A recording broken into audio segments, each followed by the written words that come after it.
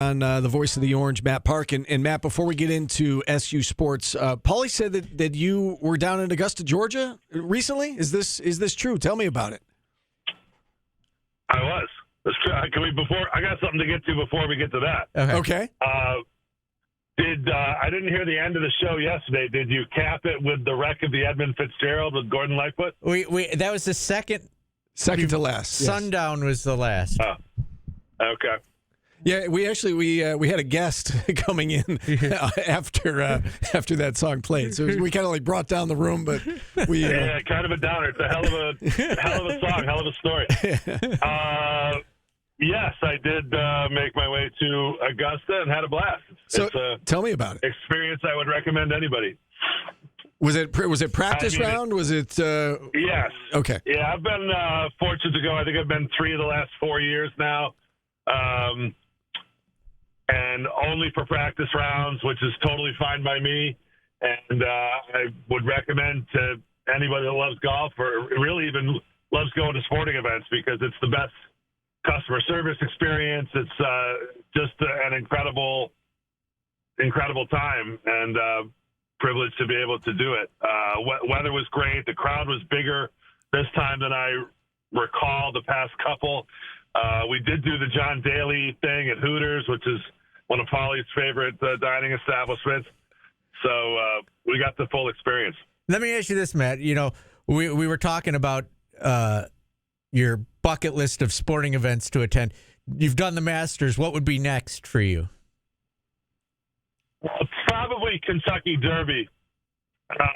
And not that I'm a huge horse racing guy or whatever, and I know it's tomorrow, just because of the uniqueness of it. I've tried to at least say in my life that I've been to a little bit of everything. I've seen boxing live and tennis live, both at Turning Stone, like once each. Super Bowl obviously would be great. I can't imagine they do as good a job for the fan experience as the Masters. But I've been to, all the majors except, the one across the pond. And unfortunately, I'd love to go to the World Series. But probably my first answer to that would be Kentucky Derby. Second would be either the World Series or the Super Bowl. Nice. You're going to have to share with me your secret, by the way, going 3 of the last 4 years. Isn't that like a lottery type situation? It is. We've got a little bit of end run around that. Gotcha. Yeah. All right. Well, you may have to share that with me sometime off air. I'd love to. Yeah. I'd love to make my way down. My dad did it many years ago, but I've never been. All right. The thing that people say about going to the Masters, they say 2 things. One, everyone who's gone, what they say to other people who haven't been is 2 things. One, the elevation change in the course you don't realize from TV, you don't recognize until you get there. That's absolutely true. And number 2 is no blade of grass is out of place. Like this year, I actually saw a leaf on the ground. It was like astonishing that they missed it. But then the way I explain it is like for people that love golf and play in this area, the 10th hole at Augusta is like the first hole at Green Lakes if you put the tee in the parking lot and tilted the green even more. I mean, it's just mind blowing. The property itself, so beautiful, and everybody's in a great mood. The merchandising thing is a study unto itself, and so it's an awesome experience. All right, that's definitely on my list. I got to get down there. All right, let's talk some Q sports now, and we'll start with football. And it's been a very successful week for Fran Brown in the portal.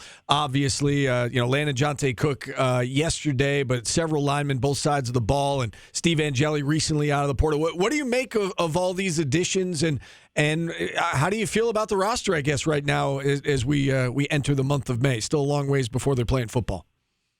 Yeah, I think it's all great. I think the what I make of the overall scene is that you've got a head coach who is very well suited for what's going on right now. He doesn't complain about it. He is very practical and transparent about it. I don't think he claims that, Syracuse is the all-time greatest landing spot for everybody and all of that, but he sells the university with pride. He's obviously stretching the dollar and is making that work beyond anybody's, vision. I think. I mean, I have a little bit of an inkling, but the idea of, to answer the question of where's the money coming from, obviously they need every nickel they can get, but he's getting bang for his buck. He just being around him the other day, I think he's just very practical the way he lays it out there for these guys. This is what I can do for you. And if the guy says he wants more, then it's like, well, are you aware of everything we're offering here? Because you're not necessarily going to get that at the next place. We think we're offering a pretty good package. And if you're going to the next place for a little bit more money, more power to you, you're a loss. And as he's been transparent about, even with his own players, if you're going to the next place for a lot more money, double, triple, quadruple the money, he tips his cap and he helps you pack your bags. I mean, you know what I mean? Like he's not holding anybody back or strong-arming them into arrangements to play here. So I think he makes a very strong recruiting pitch about the experience, the education, the coaching, the culture of the program, and then the money obviously comes into play. As he says, Benjamin Franklin is the number one recruiter, so the money's got to be there. But I think he's winning some battles where maybe the money is not as competitive as the guy's other offers. And what he's closed here recently has been pretty impressive. Matt, how important is the fact that at Syracuse you're able to get on the field too? Whereas, you might get more money elsewhere, but it might be a more difficult road to getting on the field. Yeah, I think that's true in general. I think if you look at the recent defections, the people that came after Trevor Pena and Murad Watson, they aren't putting them on the bench. Yeah, right. Those guys are going to play there too, and they're getting big money, money that Syracuse wasn't willing to match and didn't think it was worth. But yeah, that's true. I think that's becoming less true though, Paulie, because I think the depth in the roster is getting that much stronger. Now, what you're talking about is portal people. They're, by definition, they are additions. So you're putting them into positions where you have need, where you're trying to augment the roster, and that's worth paying for.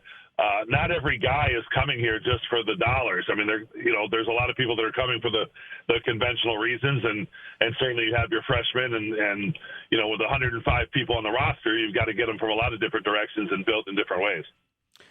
What do you make of the quarterback situation?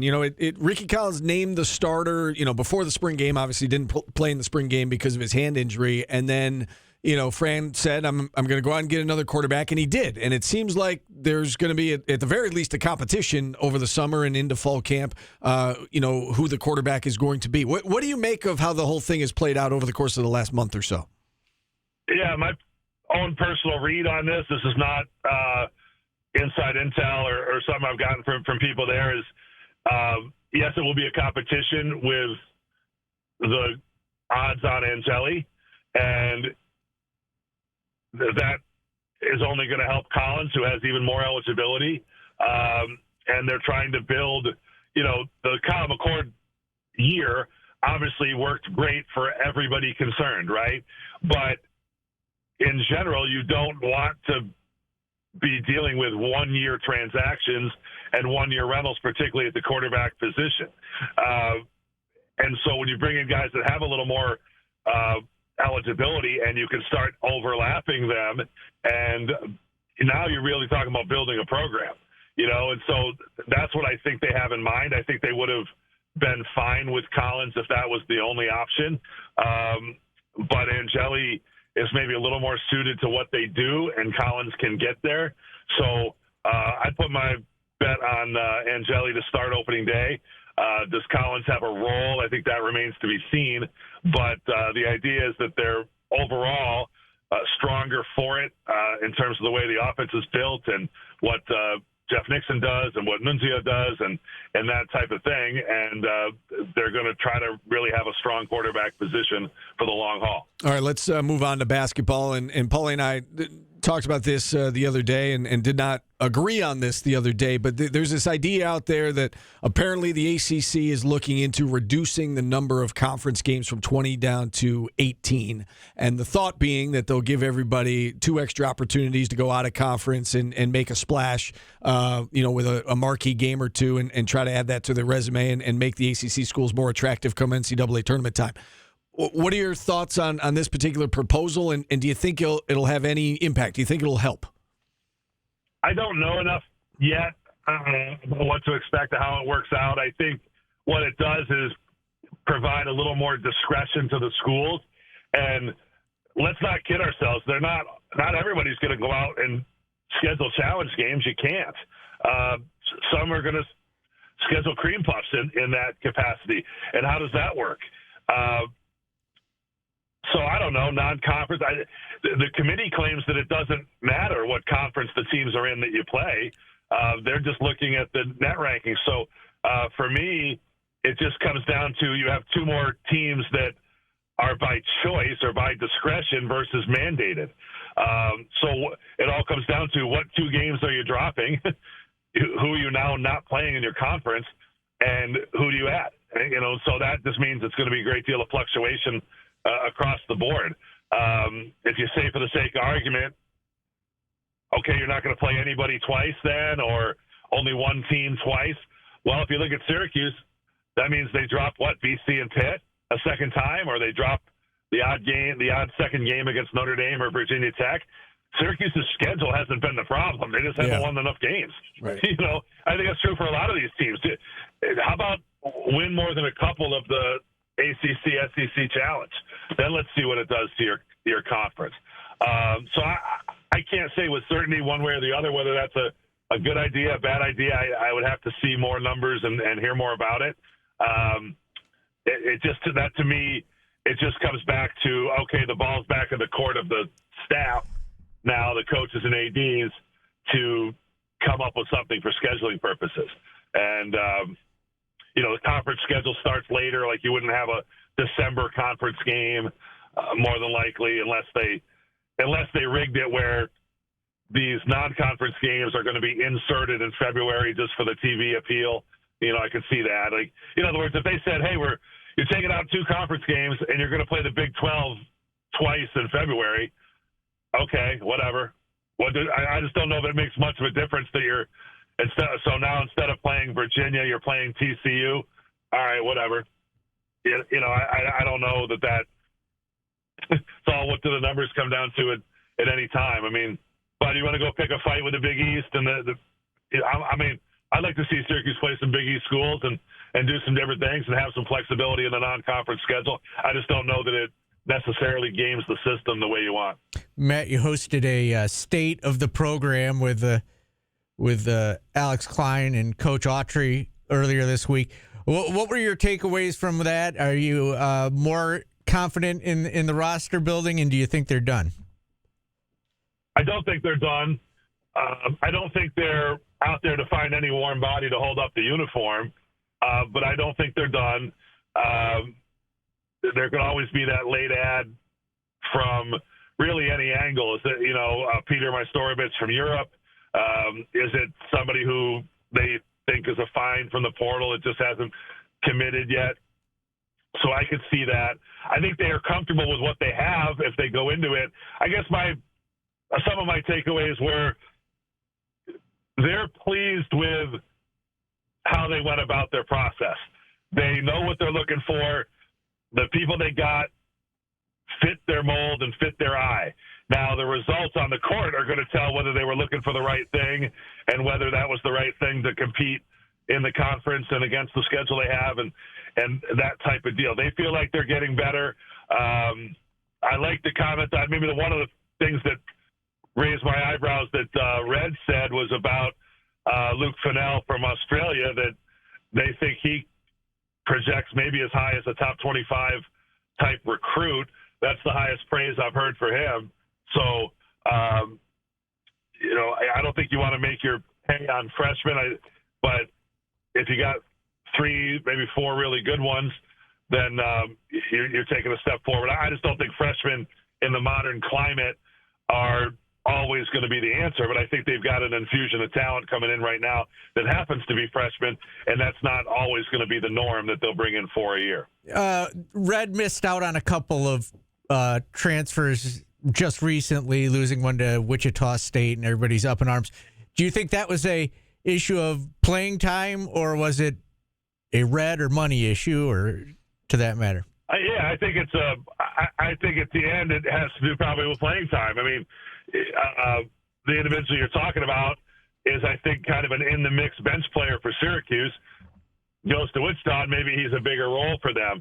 I think I heard you guys talking on the show that there was some snark on the chat or whatever about, Wichita's a power, we're losing out to a heavyweight like Wichita. Wichita's got more resources than you know about. Okay, they have an arena that they sell out. They don't have football. You got to know what you're talking about when it comes to what the resources are to schools, relatively speaking, and where the athletes fit in, relatively speaking. Syracuse and Wichita historically are nowhere near one another geographically or in the same class of basketball programs. If, I don't think Syracuse is losing any sleep over losing a guy to Wichita. All right, Matt. Good stuff as always. We love having you on. Enjoy your weekend and enjoy the Derby if you're watching, and hopefully we'll chat again soon. Okay, sounds good. Thanks, guys. All right, Voice of the Orange, Matt Park joining us here. We'll hit a timeout. We'll get to today's business. Jackson Roberts coming up in about 10 minutes. We're back after this on ESPN Radio. Epic.